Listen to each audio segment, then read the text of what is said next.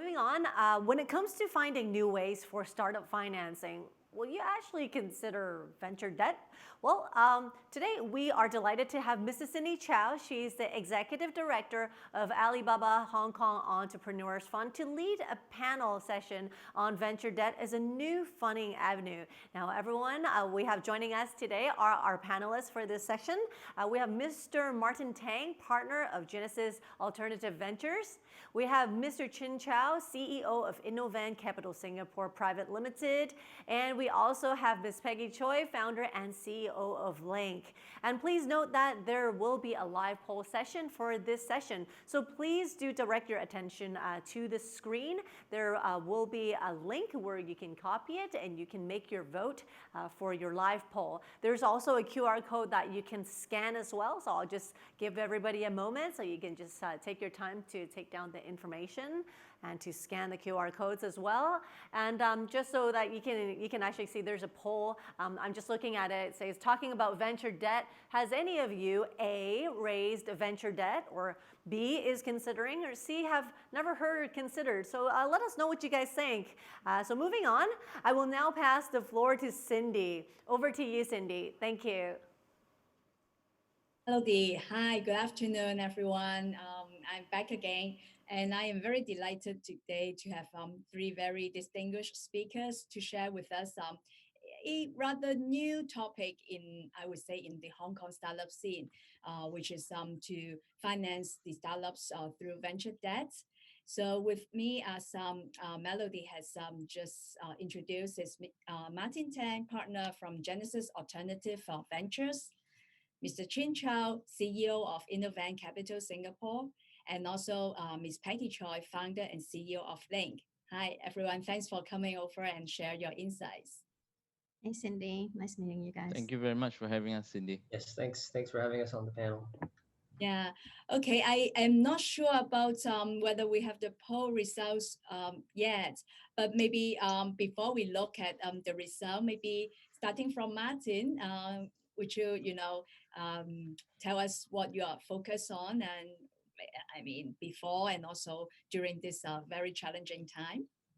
Right. Hello, everyone. My name is Martin, co-founder and partner of Genesis Alternative Ventures. We are Southeast Asia's premier venture debt fund. We empower growth and minimize dilution for the region's leading VC-backed companies.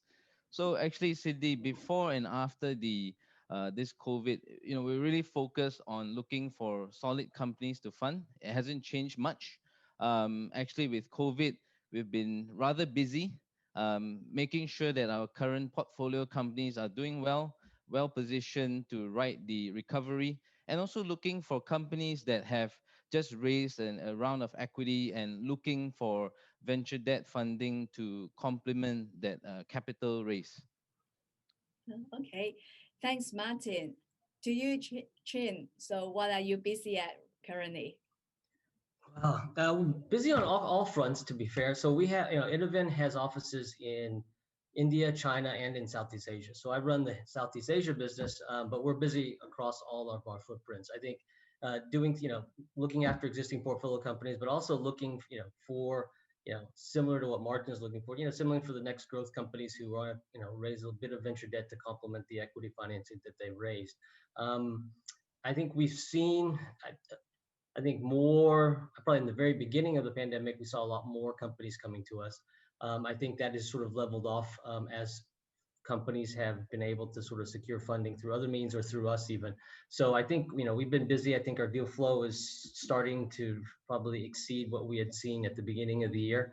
And so we're just excited to see how this continues to play out. Oh, that's really encouraging.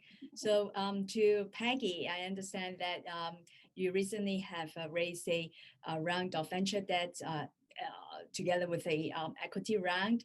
So tell us about, or maybe before we go into details about your experience, tell us a bit about Lynk. Yeah, so Lynk is an enterprise knowledge platform. So what we have created, it's a knowledge as a service platform that allows professionals to share their insights for businesses that can really benefit from these insights to make better decisions. So the customers that we work with, a lot of the different kind of like, enterprise type, whether it's investors or Fortune 500 companies or banks and whatnot. So through these basically, type of access, businesses can then cut through the noise, and get the best basically expertise and insights, at their fingertips.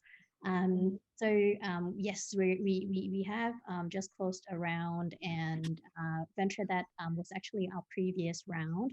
But would love to share some kind of experiences here because I think it's a very good tool for startups to be considering that at a certain stage.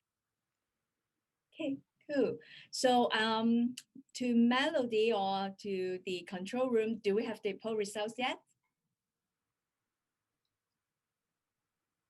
We have Okay, the poll results yet. Let me just take a quick look. Do we have any results yet, or are we still kind of consolidating right now? We're still consolidating, so maybe just a little bit more. I'll let you know when it's ready. We'll send you a prompt when it's out. Okay, thanks, Melody. So why don't we start off without discussions about really this venture debt, a new way of funding or one of the ways of funding for startups. So first of all, to Martin and also Chin, in terms of the venture debt, the market opportunities in Asia, it seems to be getting more attention, and as Chin also mentioned just now that it has your business is actually has taken up and even better or even more than the pre-COVID period. So can you share more about how the market is and the trend?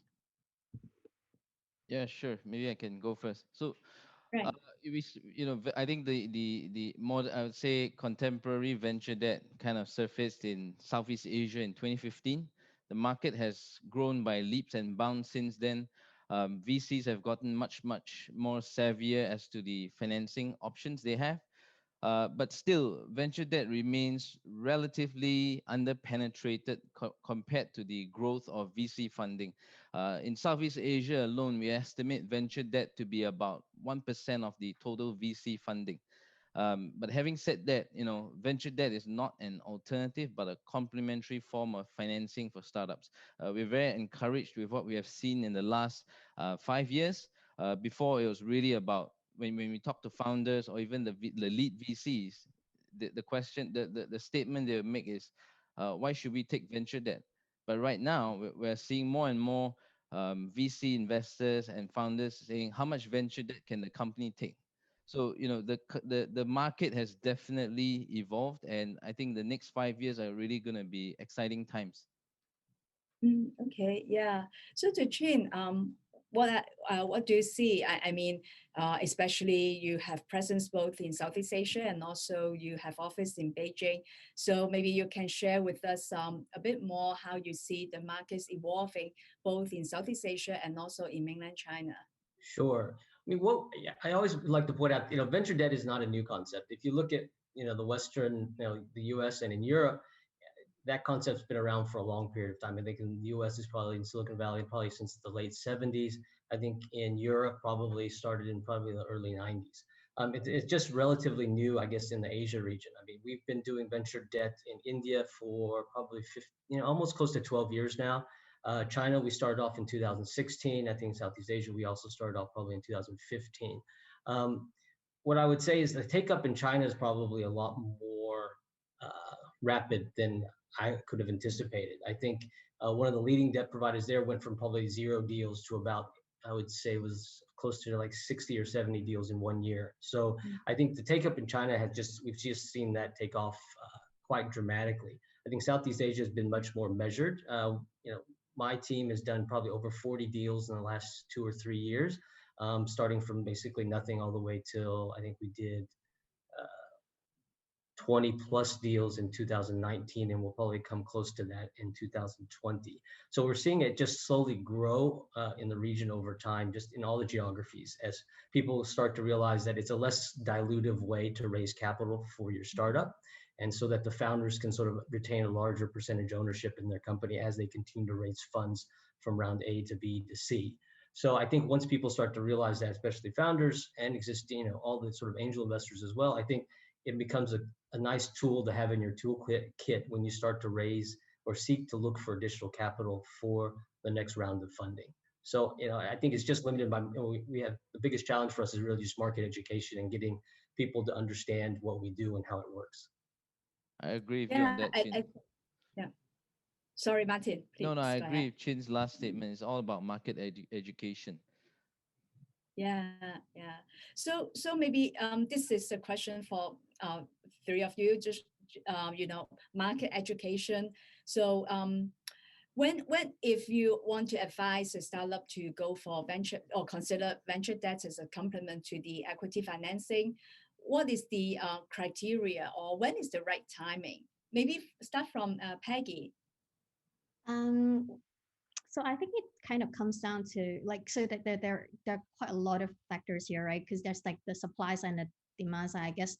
Because like from my perspective as a startup founder, right? Like you've got to kind of look at, it's just like looking at investors, like who is the behind the capital, what's their mandate, what returns are they looking at?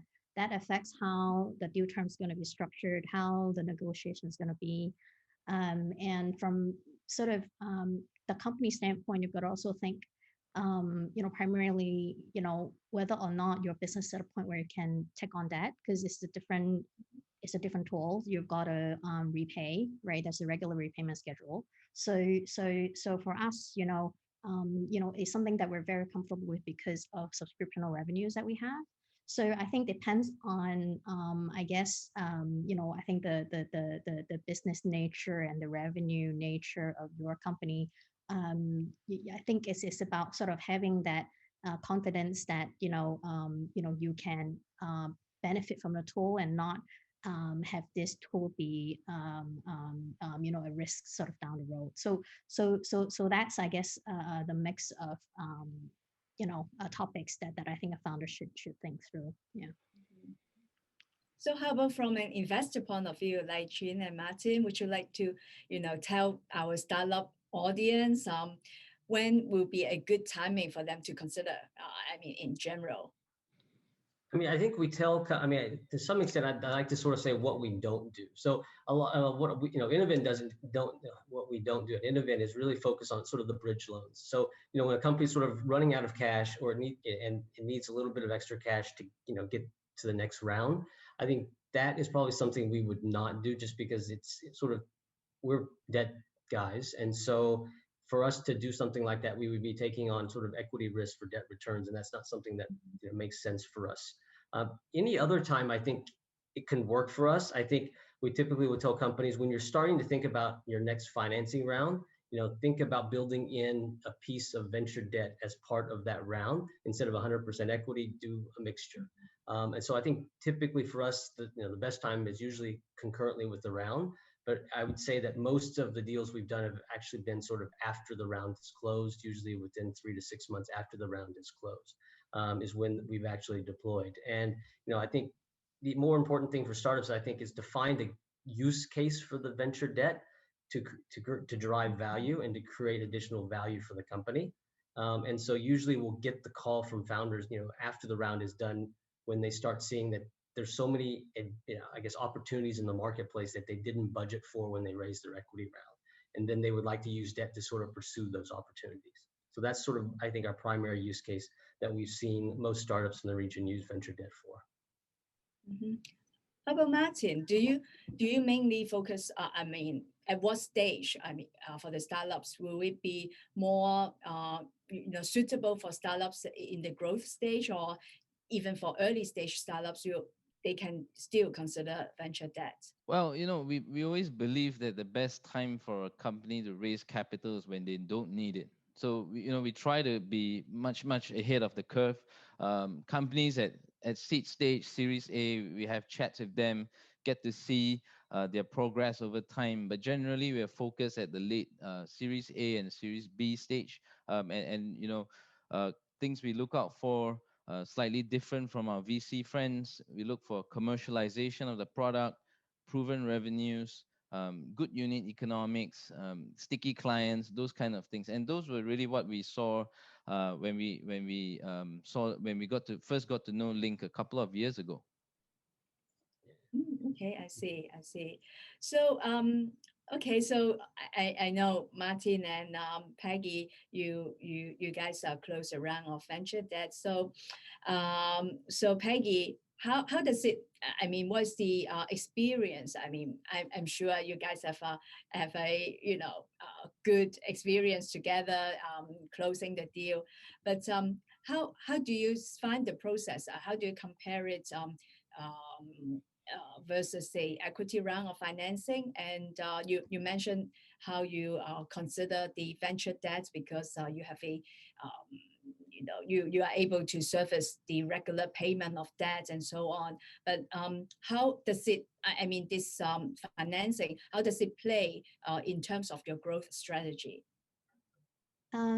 So I think a bit of a context. I mean, it's I think we were quite fortunate. My personal background previous was actually in specialty lending, so I've done something like this before on the other side of the table.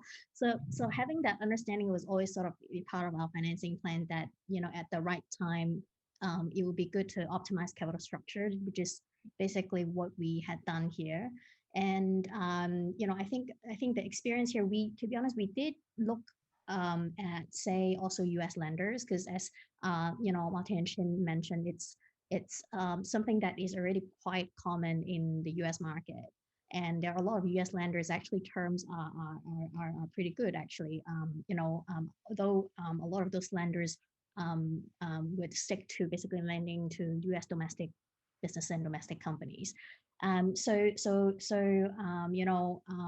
We, given our base of the business, sort of where we are, we also got to know Martin actually, over the years. It wasn't just because of this deal. So I think on the back of that relationship, I think, we saw a good fit in terms of what we're looking for and what Martin, they are looking for as well.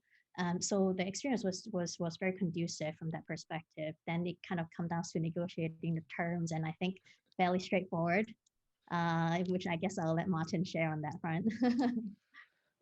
Yeah, thanks, Peggy. So it's been a very very interesting journey with Lynk. When we first got to know them, I think they just completed their Series A, and then it was good for us to observe the progress. It was a bit of a start stop. They were in a position where there were a lot more equity investors wanting to invest in them. They didn't have time to explore the venture debt until the previous round. So with Peggy, with her co-founders, it was a little bit of a process of little bit of education, in the sense that venture debt is slightly different from the growth debt that Peggy would be quite familiar with. But again, I think mutual respect, patience definitely won the day. We also had to did a little bit of hand holding on the mainly on the due diligence process, as well as the documentation. But all other things we can set aside. And today we are really, really very happy to be invested in Lynk, and also happy that we are able to help them through our network of investors to close up the latest round. So not just, I think a good the good relationship comes from not just being able to write the check, but to say, how could we extend our networks to Lynk, and also vice versa? What can I get out of Lynk, and what can I give back to Lynk? Right, I So see. I really look forward to this long journey together. Right. So I want to follow up a bit on this, and especially to Peggy. So from a founder's point of view, in terms of the due diligence, right? Is it really very different as compared to an equity round of financing, or more or less the same? You provide, or Martin will ask for even more information. To be honest, I think that depends on the investors, not so much because you have equity investors that are also really deep in the DD. So I think it actually comes down to just like the investment firm and their style. So I wouldn't say but that tends to, I think, be a bit more, guess, number centric, a bit more about financial strength, and then some of these criteria that both Chin and Martin have mentioned. Yes. Okay, I see. Now turning to Chin, you have been, doing the venture debt financing for quite some years already in North and South Asia. Can you share with us some successful cases? And I am particularly interested to share, if you can share, how you see yourself as a venture debt investor versus an equity investor. Is there any really difference in terms of dealing with the founders and also, guiding them or working together with them to help them to succeed? Sure. I think we have a lot of, I would say good success stories. I'll just focus on one probably that happened in, late 2019. So the company had just closed an equity round of funding and realized that they were getting much more, I guess, better than expected on the business front. So they were, again, seeing a lot of opportunities in the marketplace. Particularly, they were thinking of opening up an office in China, but they hadn't planned on it for after that fundraise. They had actually planned it for a couple of years ahead of later.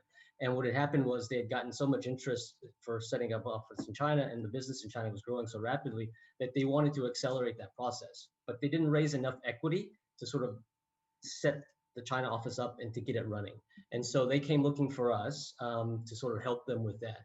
And their investors actually are the ones that approached us and said, hey, could you help out this company, provide some venture debt? Because if we can get a China office up and running, by the time they raise their next round, the valuation will be at least another 100 million or so higher than it would be without the China office.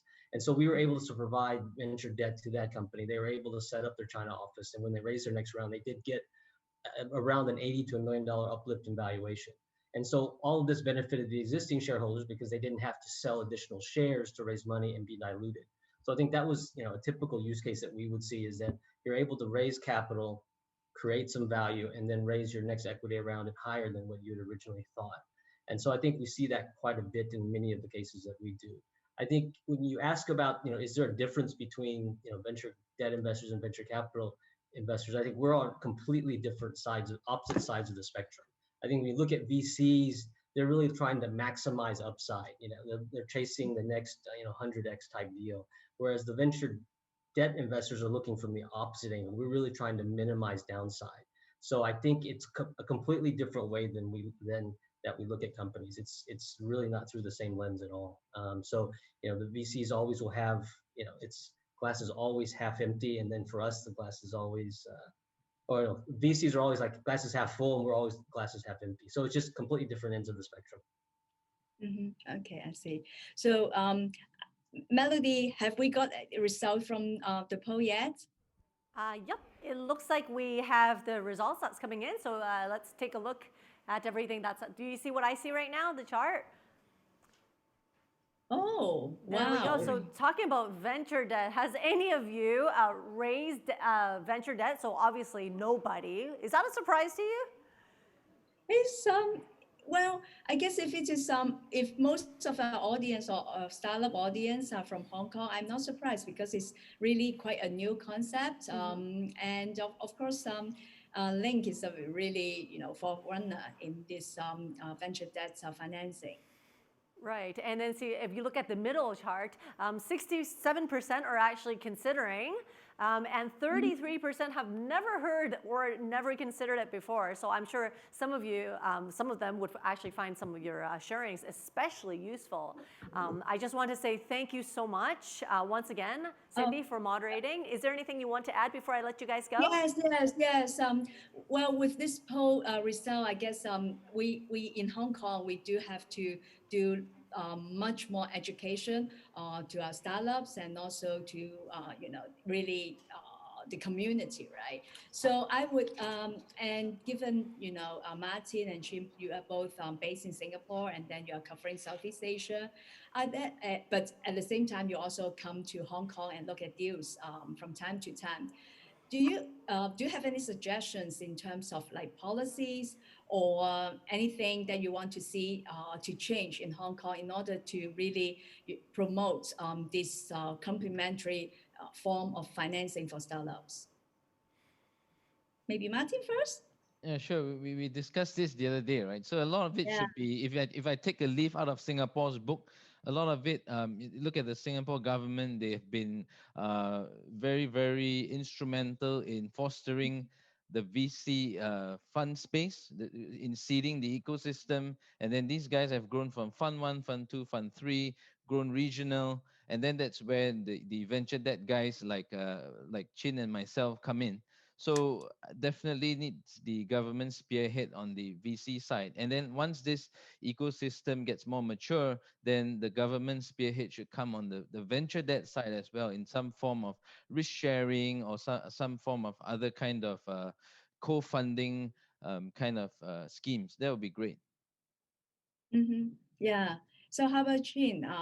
I think the other day when we prepare for this session, we also talk about it is getting very popular in the mainland as well, right? So is there anything that you want to see changes in Hong Kong, or something that Cyberport management can consider to do in order to promote the venture debt? I think a lot of it goes back to I think just market education. Also, just a vibrant VC ecosystem in terms of a lot of VC investors making a lot of investments. I think that's, to me, sort of a prerequisite for venture debt to sort of succeed in any region. So similar to what we've seen in China, it's a very vibrant VC market. Southeast Asia is slowly catching up, I think, but still a long ways off. I think Hong Kong is, it's got the potential. I just think, as long as there's investors and companies, I think there'll always be, venture debt providers as well. Right, I see. How about Peggy? What do you think? I mean, of course, you have successfully closed a venture debt, and how would you advise other fellow startups, or what we as Cyberport can do to really promote it? I think the theme, what we kind of talked about just now, education would be helpful because it's Mhm. more about also thinking broadly about around capital structure and financing options. Venture capital, venture that is one. You also have things like invoice, financing, AR financing. You also have revolver, there's bank lending. There's actually a lot of different types of tools out there, and I think a lot of times maybe startup founders in our community, by default, the first thing to think about is, raising equity funding, but may or may not actually be quote unquote the right path, depends on what you're building. So I think that education would be very helpful. Right, I see. So I'm just checking whether we have any questions from the audience. So so is there anything that you guys think? I mean, when we talk about education, is there something, Peggy, that you think is the key that a startup founder has to know in order to open the door for the venture debt financing? Yeah. I mean, I think also understanding what it is, what it looks like, what it means in different scenario is helpful for the founders because if you have not heard about it before, perhaps when Mhm. you hear the word debt and you might just like, oh, like, I don't want that, right? Like, and or at least some equity investors might say that. So I think understand what it is and what it means, at least then it would be a step towards just, the familiarity helps you, get to the point where you will be really considering it. Right, I see. So, Melody, do we have any questions from the audience? Let me just take a quick look. Do we have any that's coming through? Yep, I think we do. Can we actually have a way so that Cindy can actually see the question, perhaps in the order that you have it? Just 1 second. It's coming right through. Do we see this? Or did you want me to read it? I don't see it. Why don't you read it out? Sure. Let's see whichever way's faster. I'll see if it gets to you faster or if it gets to me faster, because they're just trying to transfer it over right now. They're also building up that anticipation, I know. But by the way, thank you so much. I kind of wish that this session was a little bit longer because it's actually one of my favorite tracks today. So, but thank you so much for sharing. And good to see you again, Peggy and Cindy. Just hold on. Let me see. Do we have anything coming through? Is it through your screen? Cindy, you should be able to see it right now. I am not able to see it. It says, So what's the why don't you difference read it between out? bank loan and venture debt? Oh, okay. What is the difference between bank loan and venture debt? That- Would you guys like to elaborate on that? Yeah, let me try. So bank loans are for profitable companies that existed for at least 4 to 5 years, whereas venture debt loans are for fast growth startups, young, that are still loss making in general. Wow, short and sweet. I like that answer a lot. Is there another question that's coming through? Because we probably still have about a minute or so. Any other questions? You should be able to see it on your side, I think. I am not, unfortunately, I'm not able to see on my side, so I Okay. have to rely on you, Melody. Okay. Because I don't see anything on mine. Who was it who just saw it a while ago? I It's saw it. on it's on the clock. Yeah, screen. it's actually on here. It's on the clock. Let me see. I can't see this. Actually, you guys, can I please have an expansion on this window right here? Because right now it's awfully small for anyone to see. Let me take a quick look. So The advantage should between debt and equity. debt and equity. The advantages Maybe for Chin- both of them. Yeah, maybe Chin, you. Yeah, I mean, I just think the cost of capital for debt is much lower than equity. And when I say that, what I mean is that, you know, the equity cost is just the dilution that the existing shareholders take when they raise more equity. So if you're diluting 10% of your company by selling those shares to a VC or another equity investor, the cost of that equity is what those shares are worth at the end of the day. So with venture debt, you're not diluted from raising the debt, and so that 10% stays with the existing shareholders and is not sort of sold out to other people. And so I think that's the biggest difference, is just the dilution. Mm-hmm. Venture debt and growth stage. Debt. And growth stage debt. I So think that straight up the difference would be the number of zeros, structures. Growth debt tends to be a lot of it back-ended, a lot of payment in kind structures, a lot longish principal holidays. Interest rates really depends on you get what you negotiate for, but generally it should be cheaper because growth stage tends to imply a slightly more de-risked company closer to exit. Yeah, but there's thousands and one different kind of different structures and features that you can dream of. Thank you. So is the structure, or is there any difference in terms of structure because of different geographical locations? Like Chin, do you see any major difference between deals in mainland China and versus Southeast Asia? No, we actually don't see much difference in terms of any of the terms that I think put in our venture debt. I think the only main difference is, for some strange reason, the tenors that we get in China are a lot shorter than the tenors that we get outside of China. So in China, our loans tend to be 24-month loans. In India and in Southeast Asia, they trend more to 36 months. And I don't know why that is. It seems to be a function of the market. But interest rates, warrant coverage, everything else is similar. There's not much difference at all. Okay. So I see another question. What is that investor background? So I suppose it means does it structure very much like a VC firm where you take LP's money, and how your firm is being structured?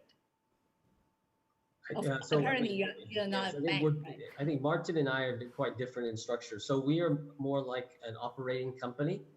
So that's what InnoVen is structured as. And so we do not have sort of third-party limited partners in a fund type structure. We have two large shareholders in Temasek and UOB Bank that sort of provide funding for us to use to lend out to startups. I think Martin is more of a fund structure. I'll let him explain that. Yeah, so we're a classic GPLP structure, where we've got a master fund structure, and then that makes the investments into the individual portfolio companies. But by and large, we're not too different from how a VC fund would be structured in that aspect. Okay, I see. So I guess these are all the questions from the floor, isn't it, Melody? Yes, that's it. And thank you so much, everyone, for answering them in such Thank a you. humorous way as well. Thank you so much. Thank you, Cindy, for Yeah. moderating, and thank you, everyone, for Thanks. attending.